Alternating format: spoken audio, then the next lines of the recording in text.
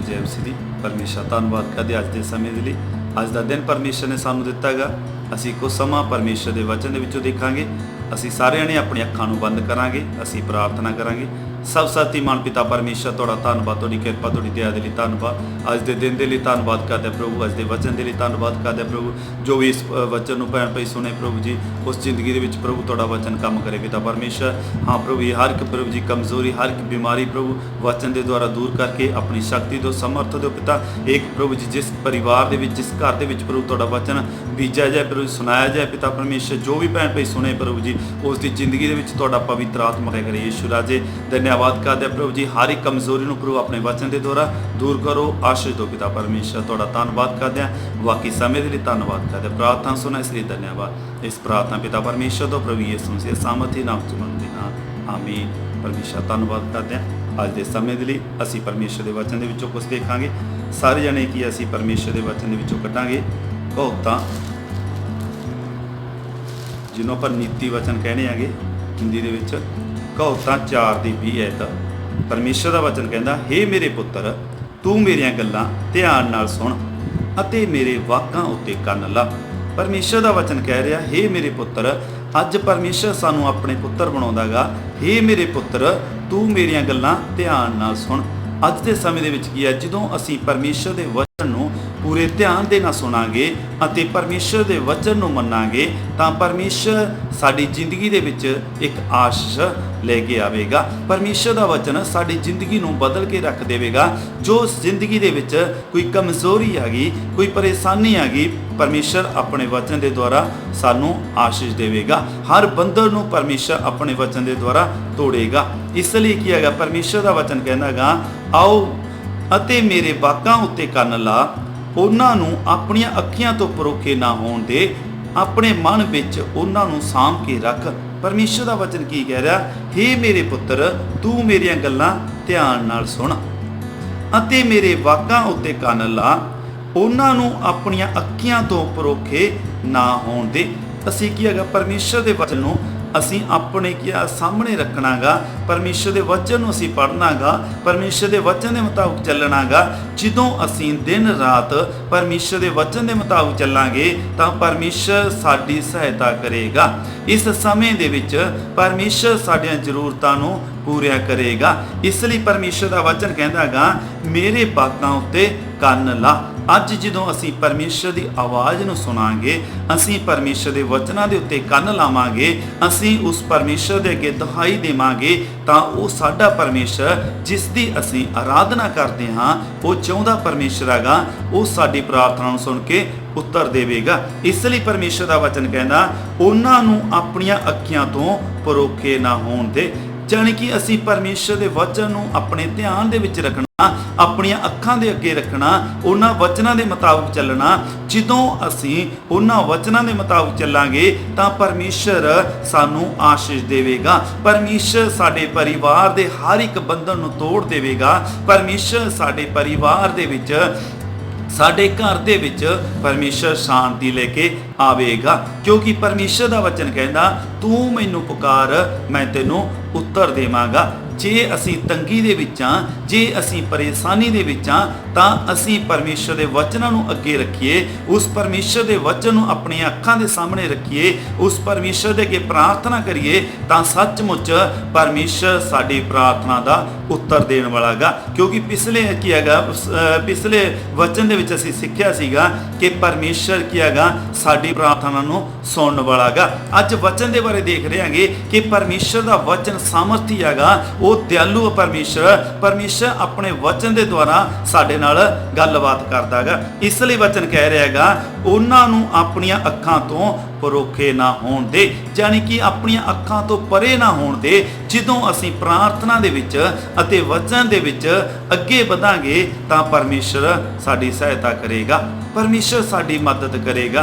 क्योंकि जिस परमेश्वर की असीं आराधना करदे आंगे वो जिउंदा परमेश्वर आ। क्योंकि परमेश्वर का वचन कहंदा गा, जबूर 34 दे विच परमेश्वर का वचन कहंदा गा, शेरां दे बच्चिआं नूं घाटा पै सकदा, उन्हां नूं भुख लग सकदी आ, पर मेरे तालबां नूं किसी चंगी वस्तु की थोड़ नहीं होवेगी। इसलिए क्योंकि जिस परमेश्वर की असीं आराधना करते हैं, ਜਿਸ ਪਰਮੇਸ਼ਰ ਦੀ ਅਸੀਂ ਮਹਿਮਾ ਕਰਦੇ ਹਾਂ, ਜਿਸ ਪਰਮੇਸ਼ਰ ਦੇ ਉੱਤੇ ਅਸੀਂ ਵਿਸ਼ਵਾਸ ਕਰਦੇ ਹਾਂ, ਉਹ ਸਾਡਾ ਪਰਮੇਸ਼ਰ ਜਿਉਂਦਾ ਪਰਮੇਸ਼ਰ ਹੈਗਾ। ਅੱਗੇ ਪਰਮੇਸ਼ਰ ਦਾ ਵਚਨ ਕਹਿ ਰਿਹਾ ਹੈਗਾ, ਆਪਣੇ ਮਨ ਵਿੱਚ ਉਹਨਾਂ ਨੂੰ ਸਾਂਭ ਕੇ ਰੱਖ।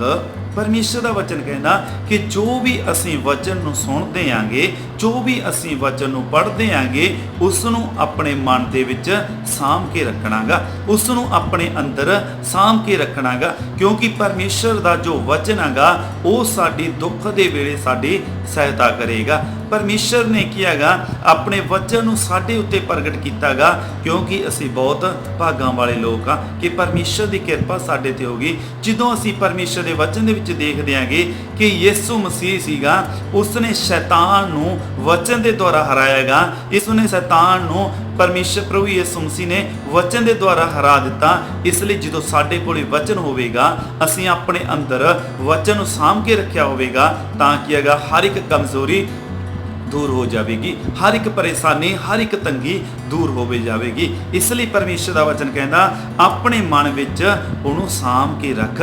ਅਸੀਂ ਪਰਮੇਸ਼ਰ ਦੇ ਵਚਨ ਨੂੰ ਆਪਣੇ ਮਨ ਦੇ ਵਿੱਚ ਸਾਂਭ ਕੇ ਰੱਖਣਾਗਾ, ਉਹਦੇ ਵਚਨਾਂ ਦੇ ਮੁਤਾਬਕ ਅਸੀਂ ਚੱਲਣਾਗਾ, ਉਸ ਪਰਮੇਸ਼ਰ ਦੀ ਅਸੀਂ ਮਹਿਮਾ ਕਰਨੀ ਹੈਗੀ। ਅੱਗੇ ਵਚਨ ਕਹਿ ਰਿਹਾ, ਜਿਨ੍ਹਾਂ ਨੂੰ ਉਹ ਪ੍ਰਾਪਤ ਹੁੰਦੀਆਂ ਹਨ ਉਹਨਾਂ ਦੇ ਲਈ ਜਿਉਣ ਤੇ ਉਹਨਾਂ ਦੇ ਸਾਰੇ ਸਰੀਰ ਦੇ ਲਈ ਤੰਦਰੁਸਤੀ। ਪਰਮੇਸ਼ਰ ਦਾ ਵਚਨ ਕੀ ਕਹਿ ਰਿਹਾ ਕਿ ਜਿਨ੍ਹਾਂ ਨੂੰ ਉਹ ਗੱਲਾਂ ਪ੍ਰਾਪਤ ਹੁੰਦੀਆਂ ਨੇ, ਯਾਨੀ ਕਿ ਜਿਨ੍ਹਾਂ ਨੂੰ ਪਰਮੇਸ਼ਰ ਦਾ ਵਚਨ ਪ੍ਰਾਪਤ ਹੁੰਦਾਗਾ, ਉਹਨਾਂ ਦੇ ਲਈ ਜੀਵਨ ਅਤੇ ਉਹਨਾਂ ਦੇ ਸਾਰੇ ਸਰੀਰ ਦੇ ਲਈ ਤੰਦਰੁਸਤੀ।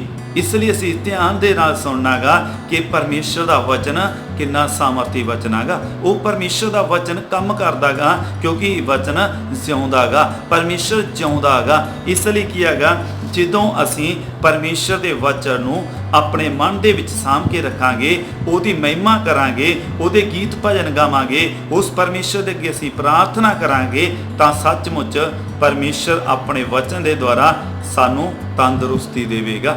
ਪਰਮੇਸ਼ਰ ਆਪਣੇ ਵਚਨ ਦੇ ਦੁਆਰਾ ਸਾਨੂੰ ਚੰਗਿਆ ਕਰੇਗਾ। ਪਰਮੇਸ਼ਰ ਆਪਣੇ ਵਚਨ ਦੇ ਦੁਆਰਾ ਸਾਨੂੰ ਗਰੀਬੀ ਦੇ ਵਿੱਚੋਂ ਕੱਢੇਗਾ। ਪਰਮੇਸ਼ਰ ਆਪਣੇ ਵਚਨ ਦੇ ਦੁਆਰਾ ਸਾਨੂੰ ਹਰ ਪਰੇਸ਼ਾਨੀ ਤੋਂ ਛੁਟਕਾਰਾ ਦੇਵੇਗਾ, ਕਿਉਂਕਿ ਸਾਡਾ ਪਰਮੇਸ਼ਰ ਜਿਉਂਦਾ ਪਰਮੇਸ਼ਰ ਹੈਗਾ। ਅੱਗੇ ਅਸੀਂ ਪਰਮੇਸ਼ਰ ਦੇ ਵਚਨ ਦੇ ਵਿੱਚੋਂ ਦੇਖਦੇ ਆਂਗੇ, ਜਦੋਂ ਅਸੀਂ ਪਰਮੇਸ਼ਰ ਦੇ ਵਚਨ ਦੇ ਵਿੱਚੋਂ ਦੇਖਾਂਗੇ, ਕਹੋਤਾਂ ਨੀਤੀ ਵਚਨ 3:16 ਆਇਤ, ਪਰਮੇਸ਼ਰ ਦਾ ਵਚਨ ਕਹਿ ਰਿਹਾ, ਵੱਡੀ ਉਮਰ ਉਹਦੇ ਸੱਜੇ ਹੱਥ ਵਿੱਚ ਹੈ ਅਤੇ ਖੱਬੇ ਹੱਥ ਵਿੱਚ ਧਨ ਤੇ ਆਦਰ।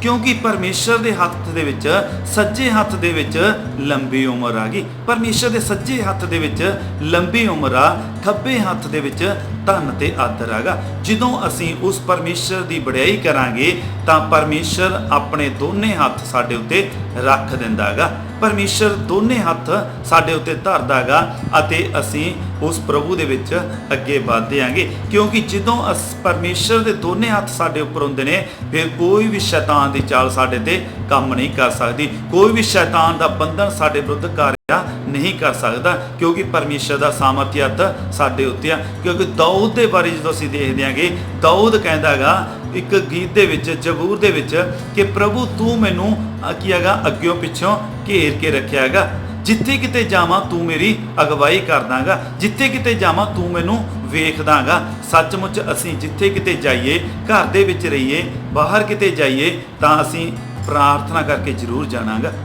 ਅਸੀਂ ਜਦੋਂ ਪ੍ਰਾਰਥਨਾ ਕਰਕੇ ਜਾਵਾਂਗੇ ਤਾਂ ਪਰਮੇਸ਼ਰ ਦੀ ਕਿਰਪਾ ਵਾਲਾ ਹੱਥ ਸਾਡੇ ਉੱਪਰ ਹੋਵੇਗਾ, ਪਰਮੇਸ਼ਰ ਦੀ ਦਇਆ ਵਾਲਾ ਹੱਥ ਸਾਡੇ ਉੱਤੇ ਹੋਵੇਗਾ, ਕਿਉਂਕਿ ਪਰਮੇਸ਼ਰ ਦੇ ਸੱਜੇ ਹੱਥ ਵਿੱਚ ਲੰਬੀ ਉਮਰ ਆ ਗਈ। ਜੇ ਪਰਮੇਸ਼ਰ ਦਾ ਹੱਥ ਸਾਡੇ ਉੱਤੇ ਆ ਤਾਂ ਕੋਈ ਵੀ ਸ਼ੈਤਾਨ ਦੀ ਚਾਲ ਸਾਡੇ ਵਿਰੁੱਧ ਕਾਰਿਆ ਨਹੀਂ ਕਰ ਸਕਦੀ, ਕੋਈ ਵੀ ਸ਼ੈਤਾਨ ਸਾਨੂੰ ਕੀ ਐਕਸੀਡੈਂਟ ਸਾਡਾ ਨਹੀਂ ਕਰਾ ਸਕਦਾ, ਕਿਉਂਕਿ ਪਰਮੇਸ਼ਰ ਦਾ ਹੱਥ ਸਾਡੇ ਉੱਪਰ ਹੈਗਾ। ਅਤੇ ਪਰਮੇਸ਼ਰ ਦੇ ਖੱਬੇ ਹੱਥ ਦੇ ਵਿੱਚ ਧਨ ਤੇ ਆਦਰ, ਕਿਉਂਕਿ ਪਰਮੇਸ਼ਰ ਸਾਨੂੰ ਆਦਰ ਦੇਵੇਗਾ, ਪਰਮੇਸ਼ਰ ਸਾਨੂੰ ਧਨ ਦੇਵੇਗਾ, ਪਰਮੇਸ਼ਰ ਸਾਨੂੰ ਦੁਨੀਆ ਦੇ ਵਿੱਚ ਇੱਜ਼ਤ ਦੇਵੇਗਾ, ਅਤੇ ਪਰਮੇਸ਼ਰ ਸਾਡੇ ਆਸ ਪੜੋਸ ਦੇ ਵਿੱਚ ਵੀ ਪਰਮੇਸ਼ਰ ਸਾਨੂੰ ਉੱਚਿਆ ਕਰੇਗਾ, ਕਿਉਂਕਿ ਪਰਮੇਸ਼ਰ ਆਪਣੇ ਵਚਨ ਦੇ ਦੁਆਰਾ ਸਾਡੀ ਜ਼ਿੰਦਗੀਆਂ 'ਚ ਕੰਮ ਕਰੇਗਾ। ਇਸ ਲਈ ਪਰਮੇਸ਼ਰ ਦਾ ਵਚਨ ਕੀ ਕਹਿ ਰਿਹਾ ਕਿ ਪਰਮੇਸ਼ਰ ਦੇ ਖੱਬੇ ਹੱਥ ਦੇ ਵਿੱਚ ਧਨ ਅਤੇ ਆਦਰ ਹੈਗਾ। ਅੱਗੇ ਪਰਮੇਸ਼ਰ ਦੇ ਵਚਨ ਨੂੰ ਅਸੀਂ ਦੇਖਦੇ ਆਂਗੇ, ਕਹੋਤਾਂ 3:12 ਆਇਤ, ਇੱਥੇ ਵੀ ਪਰਮੇਸ਼ਰ ਦਾ ਵਚਨ ਸਾਨੂੰ ਕੁਝ ਦੱਸ ਰਿਹਾ ਹੈਗਾ, ਕਿਉਂ ਜੋ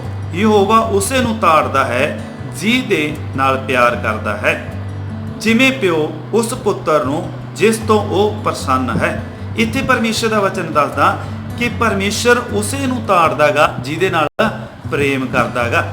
ਕਿਉਂਕਿ ਕਈ ਵਾਰ ਕੀ ਹੈਗਾ, ਵਚਨ ਇਸ ਤਰ੍ਹਾਂ ਹੁੰਦਾ ਗਾ, ਸ਼ਾਇਦ ਸਾਨੂੰ ਐਂ ਲੱਗਦਾ ਗਾ ਵੀ ਇਹ ਸਾਡੇ ਤੇ ਲਾਇਆ ਹੋਇਆ ਗਾ ਜਾਂ ਸਾਨੂੰ ਕਹਿ ਰਿਹਾ, ਬਸ ਕਿਉਂਕਿ ਪਰਮੇਸ਼ਰ ਜਿਉਂਦਾ ਪਰਮੇਸ਼ਰ ਆਪਣੇ ਬੱਚਿਆਂ ਨੂੰ ਸਿਖਾਉਣ ਦੇ ਲਈ, ਸੁਚੇਤ ਕਰਨ ਦੇ ਲਈ ਪਰਮੇਸ਼ਰ ਕੀ ਕਰਦਾ ਗਾ, ਤਾੜਨਾ ਦਿੰਦਾ ਗਾ।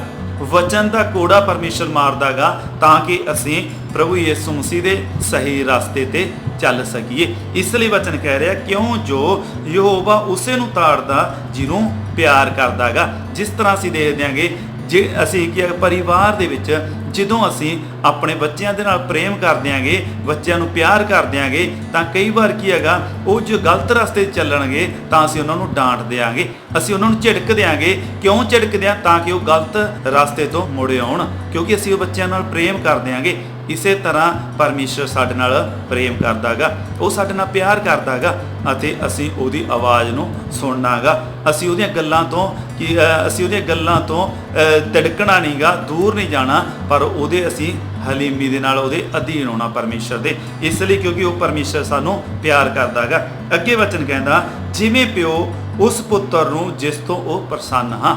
ਪਰਮੇਸ਼ਰ ਕੀ ਕਹਿ ਰਿਹਾ ਕਿ ਜਿਸ ਤਰ੍ਹਾਂ ਪਿਓ ਜਿਹੜਾ ਆਪਦੇ ਪੁੱਤਰ ਤੋਂ ਪ੍ਰਸੰਨ ਹੁੰਦਾ ਗਾ, ਉਹਨੂੰ ਝਿੜਕਦਾ ਗਾ, ਉਹਨੂੰ ਤਾੜਦਾ ਗਾ ਅਤੇ ਉਹਨੂੰ ਪਿਆਰ ਵੀ ਕਰਦਾ ਗਾ। ਇਸ ਲਈ ਅੱਜ ਅਸੀਂ ਪਰਮੇਸ਼ਰ ਦੇ ਵਚਨ ਦੇ ਬਾਰੇ ਦੇਖਿਆ ਕਿ ਉਹ ਪਰਮੇਸ਼ਰ ਦਾ ਵਚਨ ਜੀਵਤ ਵਚਨ ਹੈਗਾ, ਉਹ ਪਰਮੇਸ਼ਰ ਜੀਵਤ ਹੈਗਾ। ਜਦੋਂ ਅਸੀਂ ਉਸ ਪਰਮੇਸ਼ਰ ਦੇ ਵਚਨ ਦੇ ਮੁਤਾਬਕ ਚੱਲਾਂਗੇ ਤਾਂ ਪਰਮੇਸ਼ਰ ਸਾਡੀ ਜ਼ਿੰਦਗੀ ਦੇ ਵਿੱਚ, ਸਾਡੇ ਪਰਿਵਾਰ ਦੇ ਵਿੱਚ, ਸਾਡੇ ਘਰ ਦੇ ਵਿੱਚ ਪਰਮੇਸ਼ਰ ਆਪਣੀ ਆਸੀਸ ਨੂੰ ਭੇਜੇਗਾ, ਪਰਮੇਸ਼ਰ ਆਪਣੀ ਆਸ਼ੀਸ਼ ਸਾਨੂੰ ਦੇਵੇਗਾ। ਇਸ ਲਈ ਕੀ ਹੈਗਾ, ਪਰਮੇਸ਼ਰ ਦਾ ਵਚਨ ਸਾਡੀ ਜ਼ਿੰਦਗੀ ਦੇ ਵਿੱਚ ਹੋਣਾ ਜ਼ਰੂਰੀ ਹੈਗਾ। ਜਦੋਂ ਅਸੀਂ ਉਸ ਵਚਨ ਨੂੰ ਅਸੀਂ ਆਪਣੇ ਅੰਦਰ ਸਾਂਭ ਕੇ ਰੱਖਾਂਗੇ ਤਾਂ ਪਰਮੇਸ਼ਰ ਆਪਣੇ ਦੋਨੇ ਹੱਥ ਸਾਡੇ ਉੱਤੇ ਧਰੇਗਾ। ਪਰਮੇਸ਼ਰ ਦਇਆ ਵਾਲਾ ਤੇ ਕਿਰਪਾ ਵਾਲਾ ਦੋਨੇ ਹੱਥ ਸਾਡੇ ਤੇ ਰੱਖੇਗਾ ਕਿ ਕੋਈ ਵੀ ਸ਼ੈਤਾਨ ਦੀ ਚਾਲ ਸਾਡੇ ਵਿਰੁੱਧ ਕਾਰਿਆ ਨਹੀਂ ਕਰ ਸਕਦਾ। ਸ਼ੈਤਾਨ ਕਿੰਨਾ ਵੀ ਕੁਛ ਕਰੀ ਜਾਵੇ ਪਰ ਸਾਨੂੰ ਘੇਰ ਨਹੀਂ ਸਕਦਾ, ਸਾਨੂੰ ਪਿੱਛੇ ਨੂੰ ਨਹੀਂ ਲਿਜਾ ਸਕਦਾ, ਕਿਉਂਕਿ ਸਾਡਾ ਪਰਮੇਸ਼ਰ ਸਾਡੀ ਅਗਵਾਈ ਕਰਦਾ ਗਾ। ਜਿਸ ਤਰ੍ਹਾਂ ਜੋ ਇਸਰਾਏਲੀ ਲੋਕ ਸੀਗੇ, ਉਹ ਕੀ ਹੈਗਾ, ਪ੍ਰਭੂ ਦੇ ਵਿੱਚ ਅੱਗੇ ਵਧ ਉਚਾੜ ਦੇ ਵਿੱਚ ਸੀ ਚੱਲ ਰਹੇ ਸੀਗੇ, ਤਾਂ ਪਰਮੇਸ਼ਰ ਉਹਨਾਂ ਦੀ ਵੀ ਅਗਵਾਈ ਕਰਦਾ ਸੀ। ਉਹਨਾਂ ਦੀ ਜੇ ਅਗਵਾਈ ਕਰਦਾ ਸੀ, ਅੱਜ ਸਾਡੀ ਵੀ ਪਰਮੇਸ਼ਰ ਅਗਵਾਈ ਕਰੇਗਾ। ਅਸੀਂ ਇਸ ਵਚਨ ਨੂੰ ਸੁਣਿਆ, ਪਰਮੇਸ਼ਰ ਸਾਰਿਆਂ ਨੂੰ ਇਸ ਵਚਨ ਦੇ ਦੁਆਰਾ ਆਸ਼ੀਸ਼ ਦੇਵੇ।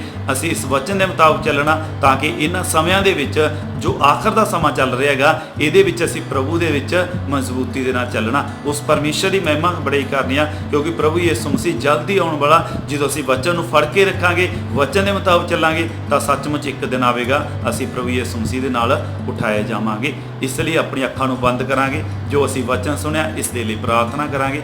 ਸਭ ਸ਼ਕਤੀਮਾਨ ਪਿਤਾ ਪਰਮੇਸ਼ਰ, ਤੁਹਾਡਾ ਧੰਨਵਾਦ ਕਰਦੇ ਪ੍ਰਭੂ, ਤੁਹਾਡੀ ਕਿਰਪਾ, ਤੁਹਾਡੀ ਦਇਆ ਦੇ ਲਈ ਧੰਨਵਾਦ ਕਰਦੇ ਪ੍ਰਭੂ, ਤੁਹਾਡੇ ਜ਼ਿੰਦਾ ਵਚਨ ਦੇ ਲਈ ਪ੍ਰਭੂ, ਜੋ ਵਚਨ ਬੀਜੇਗਾ, ਕਿਉਂਕਿ ਤੁਹਾਡਾ ਵਚਨ ਕਹਿੰਦਾ ਕਿ ਹੇ ਮੇਰੇ ਪੁੱਤਰ, ਤੂੰ ਮੇਰੀਆਂ ਗੱਲਾਂ ਧਿਆਨ ਨਾਲ ਸੁਣ ਪ੍ਰਭੂ। ਅੱਜ ਤੁਹਾਡੇ ਵਚਨ ਨੂੰ ਅਸੀਂ ਧਿਆਨ ਦੇ ਨਾਲ ਸੁਣਿਆ ਪਿਤਾ ਪਰਮੇਸ਼ਰ। ਹਾਂ ਪ੍ਰਭੂ ਯਿਸੂ, ਤੁਹਾਡਾ ਵਚਨ ਸਾਡੇ ਸਰੀਰ ਦੇ ਲਈ ਤੰਦਰੁਸਤੀ ਹੈ ਪਿਤਾ। ਤੁਹਾਡੇ ਦੋਨੇ ਹੱਥ ਪ੍ਰਭੂ, ਕਿਰਪਾ ਵਾਲਾ ਹੱਥ ਪ੍ਰਭੂ, ਤੁਹਾਡੀ ਦਇਆ ਵਾਲਾ ਹੱਥ ਸਾਡੇ ਉੱਤੇ ਹੈ ਪ੍ਰਭੂ ਜੀ। ਤੁਸੀਂ ਸਾਨੂੰ ਅੱਗੇ ਵਧਾਓ ਮੇਰੇ ਪਿਤਾ ਪਰਮੇਸ਼ਰ, ਤੁਸੀਂ ਸਾਡੀ ਮਦਦ ਔਰ ਸਹਾਇਤਾ ਕਰਨਾ ਪਿਤਾ ਪਰਮੇਸ਼ਰ। ਧੰਨਵਾਦ ਕਰਦੇ ਪ੍ਰਭੂ, ਜਿੰਨਾ ਵੀ ਭੈਣ ਭਾਈ ਨੇ ਵਚਨ ਸੁਣਿਆ ਪ੍ਰਭੂ, ਹਰ ਇੱਕ ਜ਼ਿੰਦਗੀ ਸੌ ਗੁਣਾ ਪਾਲੇ। ਜੋ ਵੀ ਇਸ ਵਚਨ ਨੂੰ ਸੁਣੇ ਪ੍ਰਭੂ ਜੀ, ਉਹਨਾਂ ਜ਼ਿੰਦਗੀ ਵਿੱਚ ਕਾਰਿਆ ਕਰੇ ਪਿਤਾ ਪਰਮੇਸ਼ਰ। ਧੰਨਵਾਦ ਕਰਦੇ ਪ੍ਰਭੂ, ਬਾਕੀ ਸਮੇਂ ਦੇ ਲਈ ਧੰਨਵਾਦ। ਪ੍ਰਾਰਥਨਾ ਸੁਣਾ ਇਸ ਲਈ ਧੰਨਵਾਦ। ਇਸ ਪ੍ਰਾਰਥਨਾ ਪਿਤਾ ਪਰਮੇਸ਼ਰ ਤੋਂ ਪ੍ਰਭੂ ਯਿਸੂ ਮਸੀਹ ਸਾਮਰਥੀ ਨਾਮ 'ਚ ਮੰਗਦੇ ਹਾਂ, ਆਮੀਨ। ਪਰਮੇਸ਼ਰ ਧੰਨਵਾਦ ਕਰਦੇ ਹਾਂ, ਪ੍ਰਭੂ ਸਭ ਨੂੰ ਆਸ਼ੀਸ਼ ਦੇਵੇ, ਸਾਰੇ ਪਰਿਵਾਰ ਨੂੰ ਪਰਮੇਸ਼ਰ ਆਸ਼ੀਸ਼ ਦੇਵੇ। ਅਸੀਂ ਉਸ ਪਰਮੇਸ਼ਰ ਦੇ ਵਿੱਚ ਲੱਗੇ ਰਹਿਣਾ, ਦਿਨ ਰਾਤ ਅਸੀਂ ਉਸ ਪ੍ਰਭੂ ਦੇ ਵਿੱਚ ਲੱਗੇ ਰਹਿਣਾ, ਤਾਂ ਕਿ ਅਸੀਂ ਪਰਮੇਸ਼ਰ ਦੇ ਨਾਂ ਨੂੰ ਉੱਚਾ ਕਰੀਏ, ਉਸ ਪਰਮੇਸ਼ਰ ਦੀ ਮਹਿਮਾ ਕਰੀਏ। ਸਾਰੇ ਭੈਣ ਭਰਾ ਜੈ ਮਸੀਹ।